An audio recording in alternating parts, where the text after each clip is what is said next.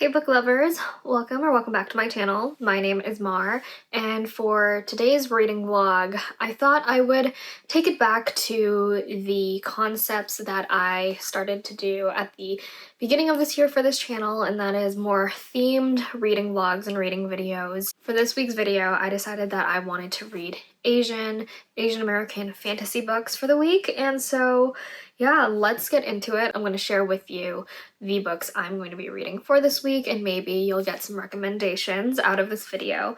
But the first book I'm planning on reading is A Song to Drown Rivers by Liang. And Liang is an author that I read in my previous Asian American romance book videos, and this is her debut fantasy novel, and so I'm really excited to read this. I got 2 chapters in, and this book is a really fast-paced and like quick-moving book. I'm already getting into it. When I get more in-depth into this book, I'll have a better sort of summary on what this is about, but I'm really excited to get into this book.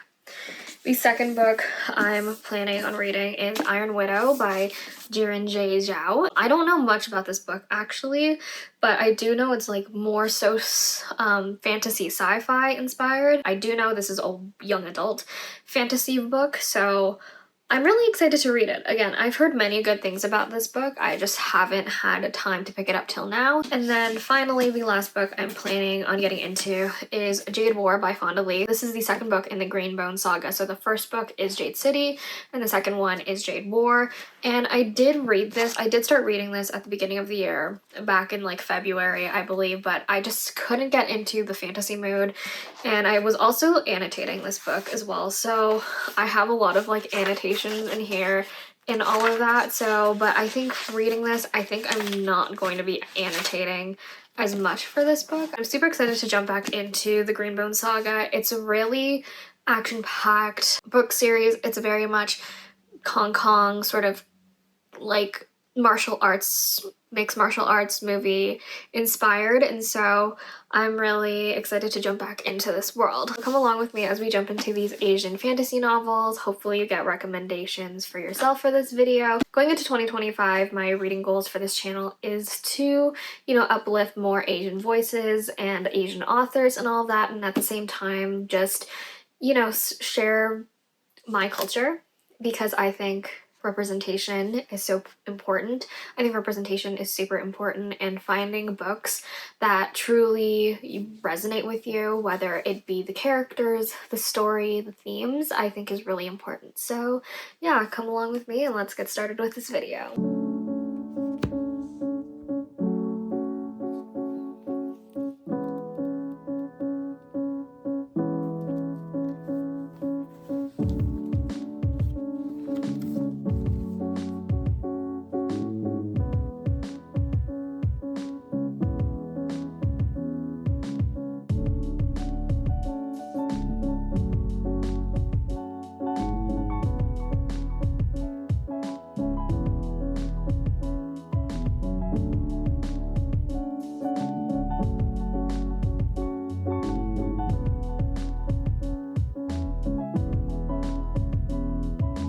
So I've made it to about 30% of the way through A Song to Drown Rivers, and overall, I am really liking this book. If you really just want a fast-paced Asian fantasy novel, I would highly suggest this one, because like immediately off the bat, like you're thrown into sort of just like the premise of this book and all of that. So pretty much this book is about this girl named Jishi, and it lives in this very like poor Chinese village and all of that, and in this village she's pretty much known to be quite beautiful and all of that, so everyone in the village thinks she's going to get married off to a very wealthy, sort of rich man and all of that. And in this period as well, there's a lot of just like enemy kingdoms and all of that, and so there's this enemy kingdom called the Wu Kingdom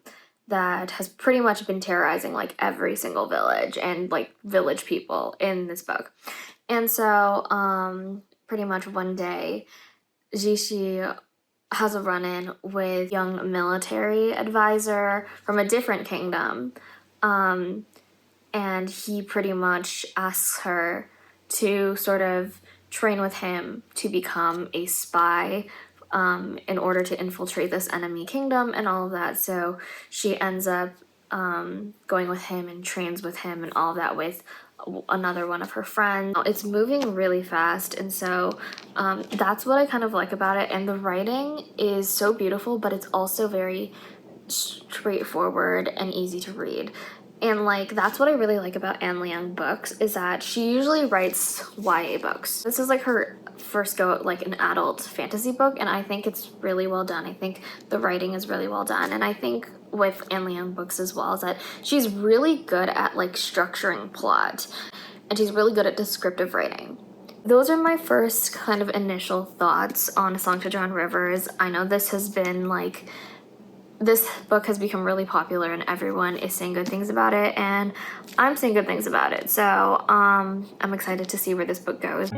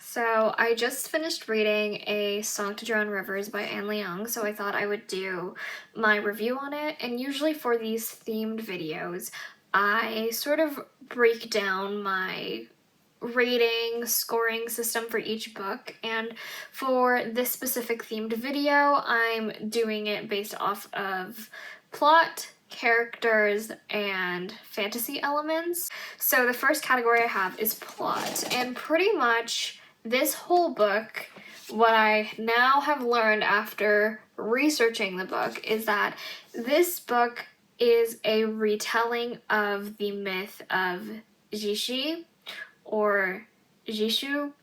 My Chinese is not great, you guys, so, but pretty much it's a retelling of this famous Chinese myth. And pretty much it's about this girl who I would like to describe her as like the Chinese sort of Snow White. Like, she comes from this village. She's a very beautiful girl, and she is almost like the fairest of them all. No matter where she goes, everyone admires her beauty. And so pretty much she gets recruited by the military advisor of the Yu Kingdom, and he pretty much gives her a task to infiltrate the Wu Kingdom by pretty much seducing the king of the Wu Kingdom and all of that, and pretty much take him away from his duty so the Yu Kingdom can infiltrate their kingdom and all of that stuff. And so that was the plot of the book, and for some reason, I don't know why this isn't like marketed as a retelling for some reason. A lot of people, like, I don't know, the publishers decided to kind of not include that, which this is practically the retelling of the entire myth. At the beginning, I was hooked, I was ready to dive in. And then the middle, it got boring. I was really bored in the middle. It was like I was trying to push through it. And then towards the end, that's where all the action picks up.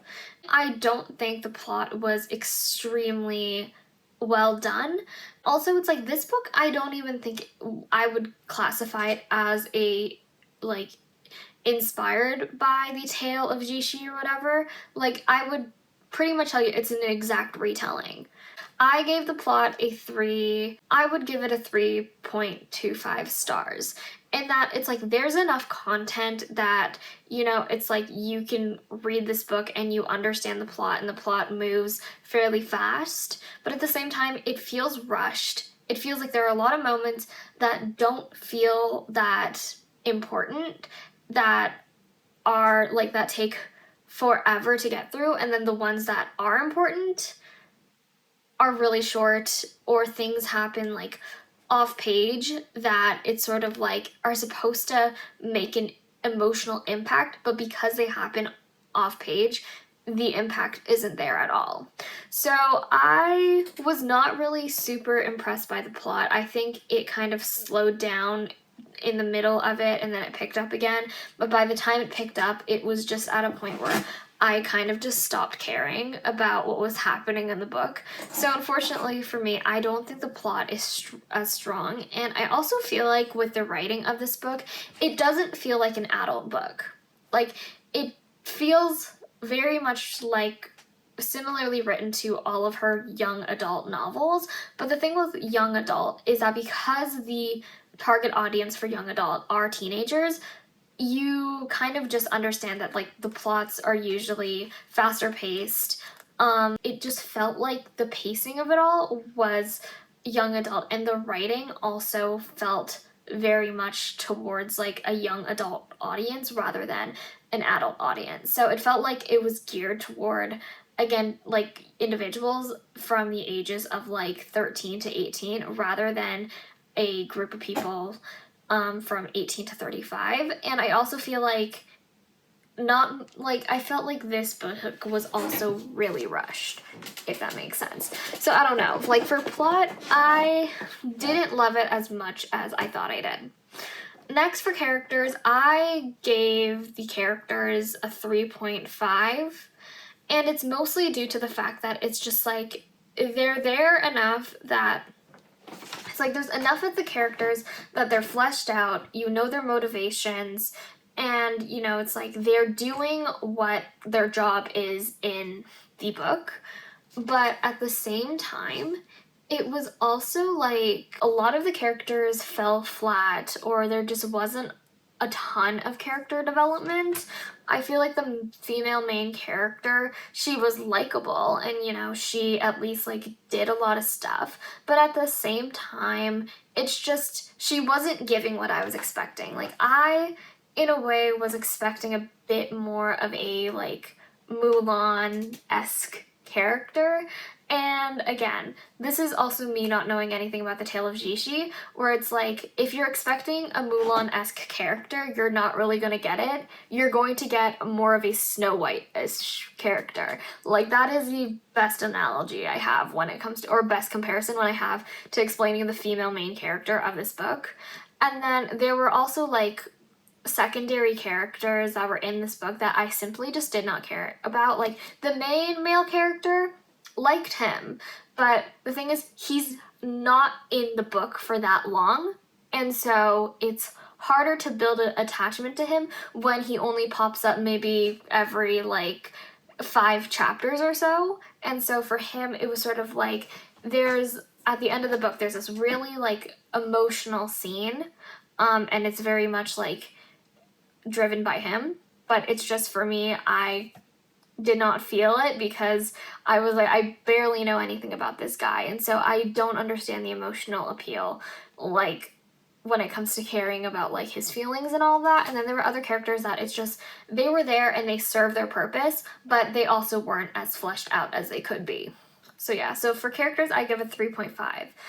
Finally, for fantasy elements, I give it like a 2 out of 5 for fantasy elements, because this book has, I feel like this book has just been marketed wrong the entire time. Like, this is not a fantasy book at all. There are no fantastical elements to it. This is more of just a retelling about, you know, a historical retelling, a retelling of a myth or a tale in Chinese culture and Chinese like history and all that. But like when it comes to fantasy elements, there's literally no fantasy elements at all. So I don't know why this is being marketed as a fantasy when there's no fantasy really happening. There's like a tiny bit of fantasy element toward the end, but other than that, it's sort of like it's not a fantasy book. So I was a victim of bad marketing for this book. This is not a fantasy book at all. So me making this video about Asian fantasy books is not at a very successful start. That is my review of A Song to Drown Rivers by Anne Liang. I think as an adult debut novel, I think, you know, it was fine, but I do think she has a lot of room to grow and all of that, and I don't think that this is really the fault of the author at all. I do think the publishing industry on her side and all of that just didn't get the memo. They didn't get the memo. I was like, were we reading the same book? Because this is not a fantasy book at all. So yeah, those are my thoughts on Anne Liang's A Song to Drown Rivers. I do like her young adult books better than this book. So, but if she does come up with another adult novel or whatever, I will be tuned in. Like, don't get me wrong, I love Anne Liang as a writer. I just don't think that this book was for me. The next book I'm going to read is Iron Widow by Jade Zhao. This one is not necessarily a historical fantasy or anything. Apparently this one's more of like a futuristic fantasy of like China and all of that, and it has like a lot of Chinese elements. So I'm excited to get started with this.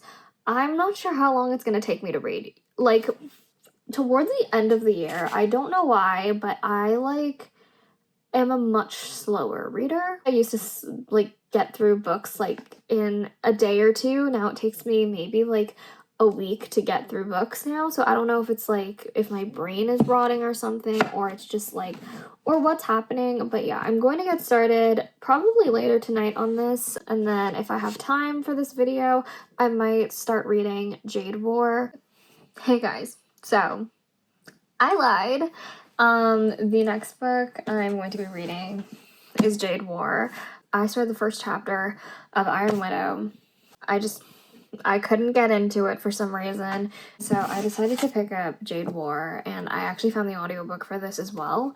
And it's this book that I can just easily just jump back into because I'm so used to the world of like the Greenbone saga and all of that. So I am going to be reading this next.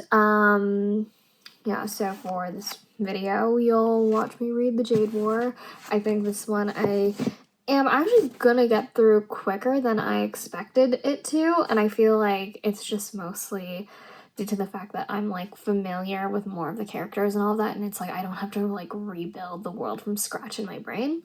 So yeah, that's what I'm going to do for the rest of the day. And as for like what I did today, it is currently December 19th when I'm filming this video, and I decided to do my Christmas shopping today. I meant to do it earlier, but like I got sick and all of that, and it was just like it wasn't the right time to shop and all of that. And then I left it like my Christmas shopping till very last minute. Usually I'm like on top of it at the beginning of December and all that, but for some reason this year it was just not it. So I literally went to 2 malls today to get my Christmas shopping done, and I could not find anything. But anyways, I'm going to start reading a bit of Jade War, see how far I get into it.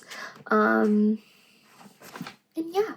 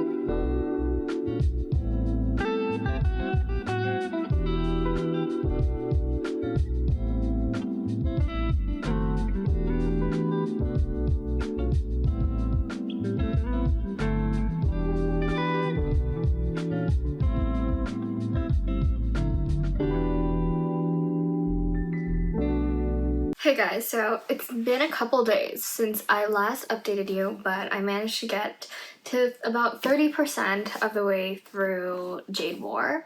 And where I left off, let me just tell you, my jaw dropped. Like, my jaw literally dropped. For some reason, I didn't see what happened around the 30% mark happen. I did not expect it, which I feel like I should have, but whatever. It's fine.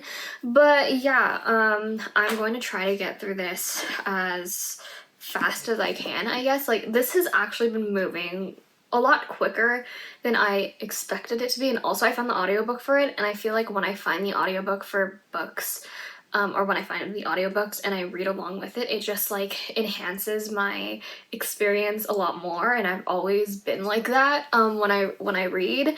It's like I love both the audio and visual. So I love reading the words, but I also love hearing the story. And so yeah, I'm trying to get through this as quick as I can, but honestly, like now that I'm like 30% of the way through this book, I honestly highly recommend this book series to people because I feel like the world building is just really good and the politics are really interesting. Again, a lot of the politics in this book are, again, fictional, but it's definitely inspired by a lot of politics that happened within Asia. Specifically, I would say Hong Kong. I would say like this is very much the story about this island called Kekon, and it's very much inspired by Hong Kong. There's a lot of politics happening that's inspired by a lot of Asian politics, especially Asian politics, and then the West, like the UK and America and all of that stuff. Like, you can definitely see those influences. And then there's also like the more fantasy element of Jade and how like people get like these like magical powers or gifts from the jade and all of that, and sort of how it impacts how their country operates and all that. So that's what I really like about it. Again, like the first book I would say is more action based, so it's more so setting the scene of like how like the politics work on the island, how the gangs work on the island, what they're in charge of, what the specific roles are. And then this one is more of like political schemes of them now having to deal with other places in the world off the island, how Jade is being impacted by these other countries and all of that. So that's what this is about as well. And then also like it takes place over a wide timeline. So it's like from this book to from like the first book, I think a year had passed or something like that. And so like this book series also moves really quickly, so it moves like months at a time. I feel like it's so hard to articulate like what this book series is really about, but this one definitely more about war, and then there's themes of like family, Jade, honor, all of that stuff, and you know, trying to figure out what it takes to continue their family line and all of that, and you know, their culture and like all that stuff. Those are my thoughts on Jade War right now. I'm having a really good time reading this, and I'm like more like invested in the story in this book than I thought I would be.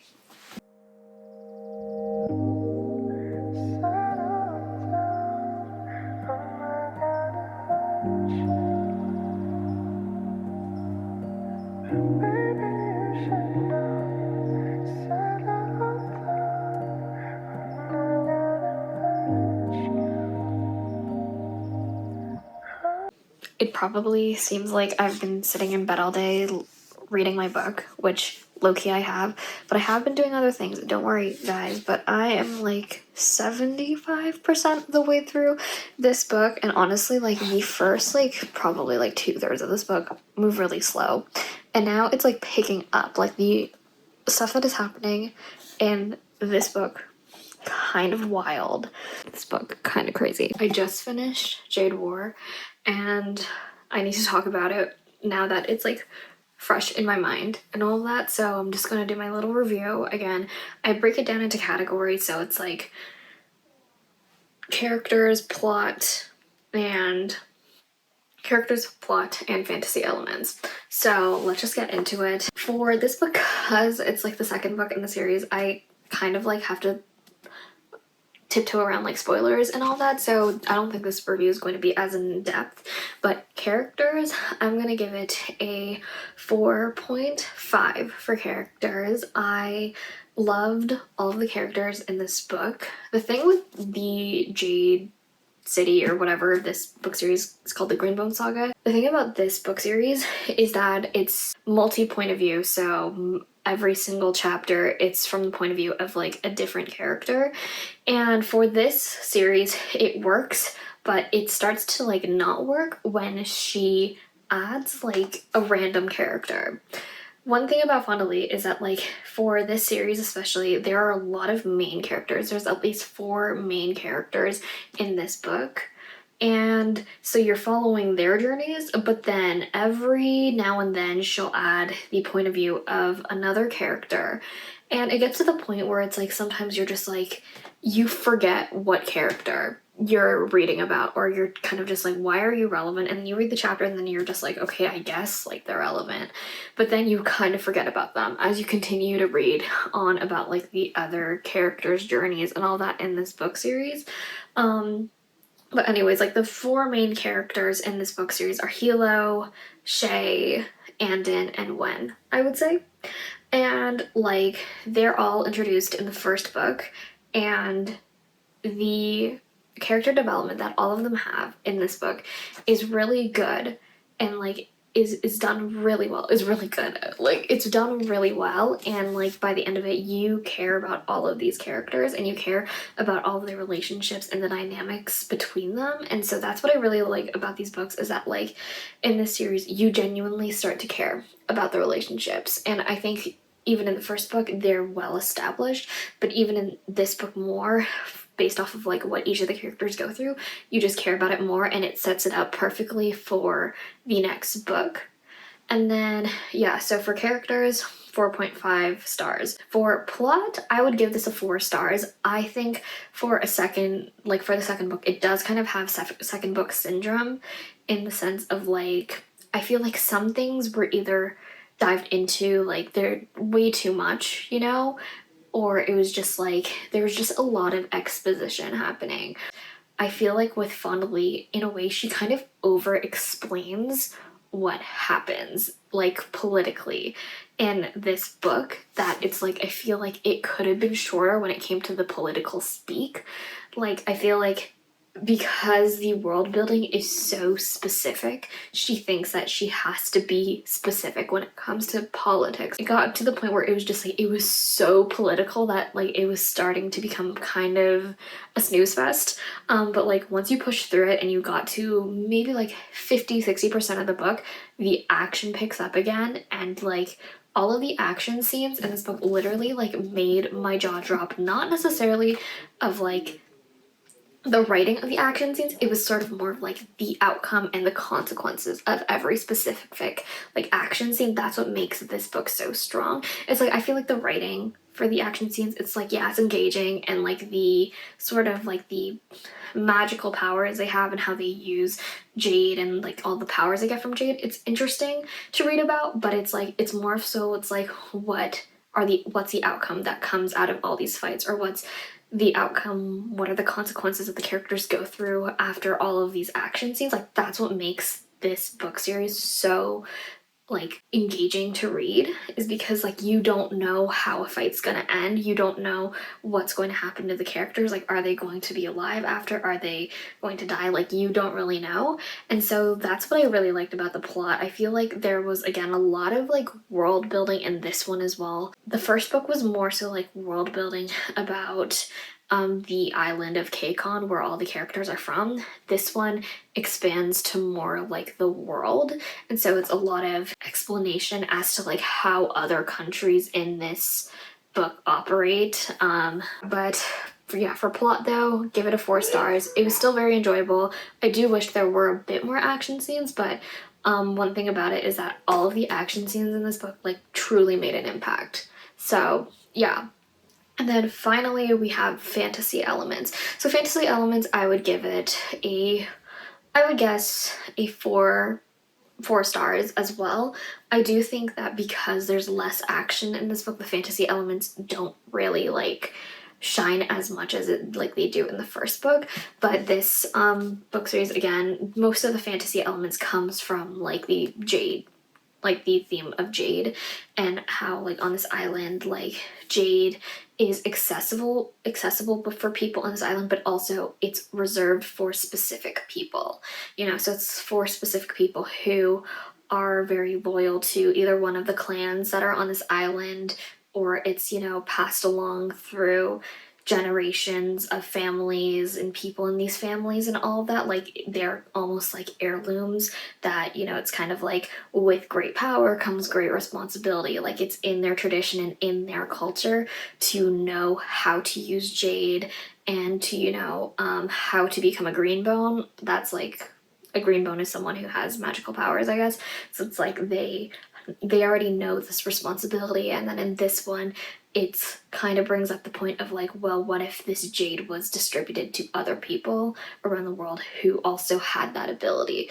Like, so yeah, like there's definitely less action and all that with the jade and all that, so the fantasy elements are a bit weaker in this book series, I would guess, but it still is like fantasy. It's just not like the fantasy of like how people expect like there to be like dragons or like magical creatures or witches. Like this fantasy book is more so of like the power of jade. I rated this a 4.5. I think there are many elements that I enjoyed. Again, didn't get up to my 5-star rating just because I think the plot was a bit weak in this, and I did wish there were a bit more like action based elements and less like exposition and over explaining in this book. But overall, really enjoyed it. And then this is a trilogy, so there's one more book left in the series, so I don't think I'm going to be reading it this year. It'll probably be one of my first reads in the new year, so I'm very excited. And yeah, so that is my review of Jade War. Let's end this video here. Thank you so much for watching. If you made it this far, hopefully you got like some recommendations if you haven't read the books I read in this video to put on your TBR and all of that stuff. I wish I read more books for this video. Usually I read like 4 to 5 books for these types of videos, but because it's like the end of the year, I have so many books I need to get through. So yeah, thank you so much for watching this video if you made it this far, and I'll see you in my next one. Bye!